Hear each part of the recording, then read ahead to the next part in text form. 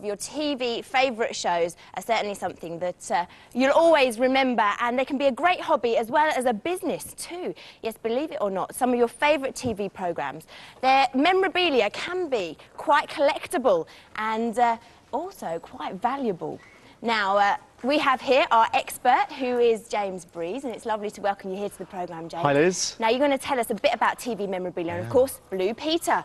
So, tell us, what is rare and interesting here? My eyes are wide open. We've got a time capsule of Blue Peter's history. Look at this. We've got a publicity photograph. This is 1960s, including Val, Pete and John. And the thing which makes it so collectible is that it's signed. That's always of great interest, and it does increase the value of an item as well. Look at that. Well, hopefully ours will be worth something one day. I think so. Possibly now. Look at this, a complete run of the Blue Peter annuals. Very rare to have them all in one place. This is the very first edition, 1964. Now, OK, it's not in mint condition, but if it was, then perhaps a collector might pay through the nose for it. How much do you think? Up to maybe 150 quid. That's mint condition. Quite a lot of money. OK. I couldn't do a Blue Peter Antiques Roadshow without mentioning the badges. Doesn't matter if you've got a blue, silver, or even a green one. They're all collectible because, of course, you know, you can't buy them. You have to earn them. You can't buy them. Take a look at this one here. We've got a gold Blue Peter badge. Now, that's very special. You have to do something very special to win it. There's not many of them about, is there? 827 so far.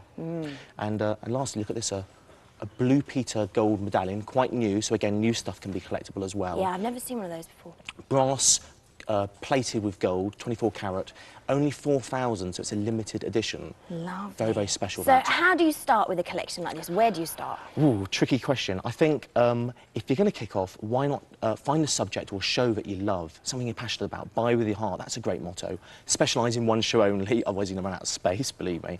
And if you can, you know, visit the car boot fairs, visit your local charity shop. You can pick up items for a few pence if you're lucky. Yeah, you really do. You don't need to spend a lot of money, do you? Not at all. OK, so can you give us any tips of what to look out for? Yeah, most important of all, a collector will look for something which is unique, i.e. it's one of a kind. For example, you know, a signed book, that's kind of unique, which is personalised. Or, you know, mint and box, that's very important as well. If you can get an item which has been boxed and it's in mint condition, that's, you know, a trade term, then you're laughing, really.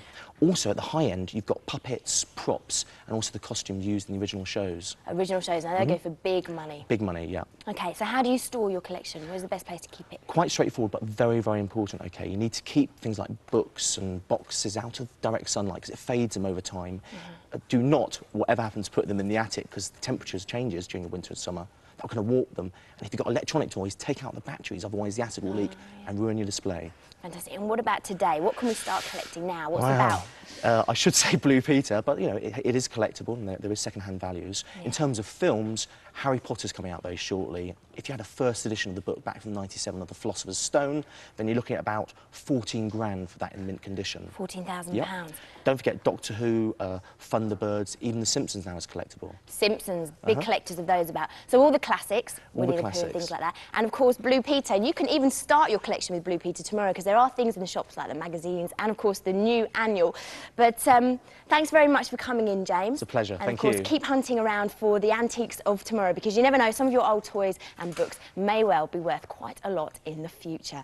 OK, now it's time to go back to our quiz master in black for round 2 of our quiz to discover the